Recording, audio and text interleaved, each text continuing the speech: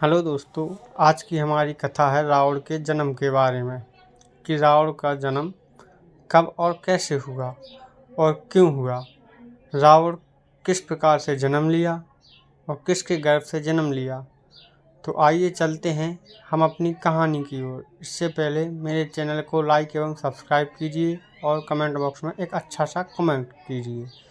तो कहानी शुरू होती है हमारी अब। जब श्री राम अयोध्या में राज्य करने लगे तब एक दिन समस्त ऋषि मुनि श्री रघुनाथ जी का अभिनंदन करने के लिए अयोध्यापुरी में आए। श्री रामचंद्र जी ने उन सबका यथोचित सत्कार किया।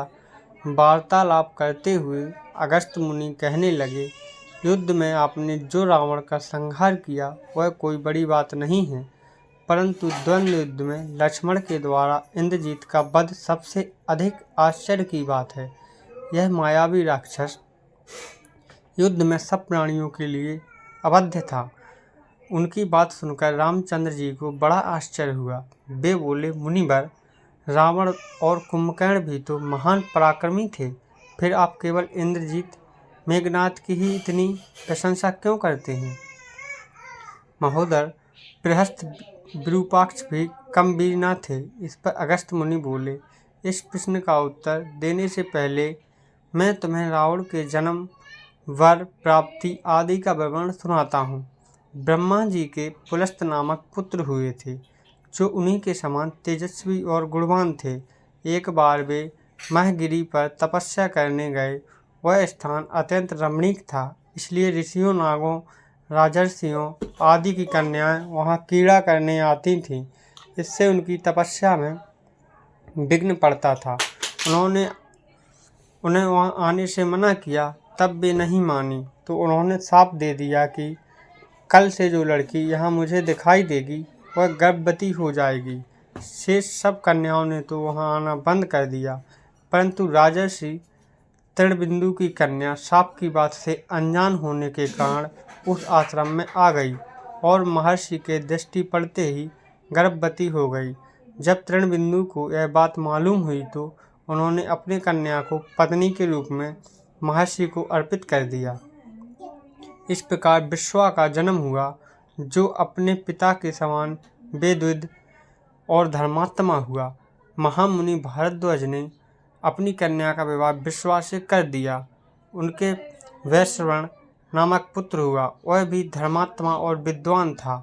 उसने भारी तपस्या करके ब्रह्मा जी को प्रसन्न किया और यम, इंद्र तथा वरुण के सदृश लोकपाल का पद पाया। फिर उसने त्रिकूट पर्वत पर बसी लंका को अपना निवास स्थान बनाया और राक्षसों पर राज्य करने लगा।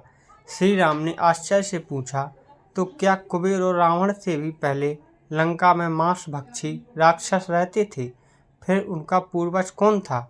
यह सुनने के लिए मुझे कौतूहल हो रहा है। तब अगस्त्य जी बोले, पूर्व काल में ब्रह्मा जी ने अनेक जल जंतु बनाए और उनसे समुद्र के जल की रक्षा करने के लिए कहा। तब उन जंतुओं में से कुछ बोले कि हम इसका रक्षा करेंगे और कुछ ने कहा कि हम इसका यक्षण पूजा करेंगे। इस पर ब्रह्मा जी ने कहा कि जो रक्षण करेगा वह राक्षस कहलाएगा और जो यक्षण करेगा वह यक्ष कहलाएगा। इस प्रकार वे दो जातियों में बट गए। राक्षसों में हेति और प्रहेति दो भाई थे। प्रहेति तपस्या करने चला गया, परंतु हेति ने भया से विवाह किया, जिससे उसके विद्युत्केश नामक पुत्र उत्पन्न हुआ। विद्युत्केश के सुकेश नामक पराक्रमी पुत्र हुआ। सुकेश के माल्यवान, सुमाली और माली नामक 3 पुत्र हुए। तीनों ने ब्रह्मा जी की तपस्या करके यह वरदान प्राप्त कर लिए कि हम लोगों का प्रेम अटूट हो और हमें कोई पराजित न कर सके। वर पाकर वे निर्भय हो गए और सुरों असुरों को सताने लगे।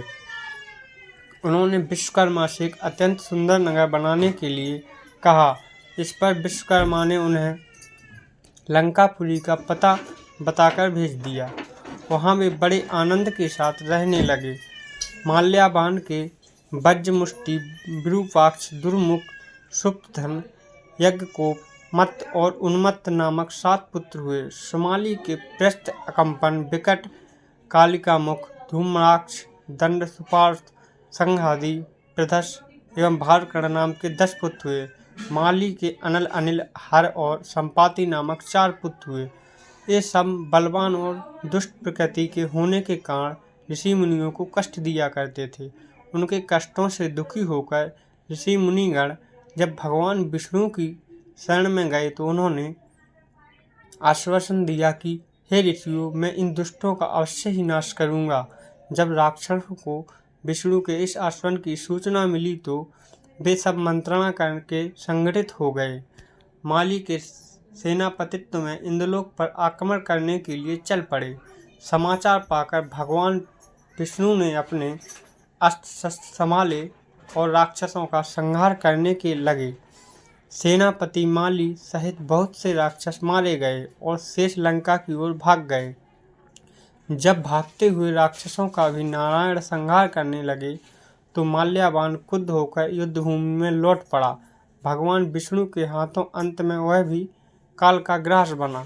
शेष बचे हुए राक्षस सुमाली के नेतृत्व में लंका को त्याग कर पाताल में जा बसे और लंका पर कुबेर का राज स्थापित हुआ।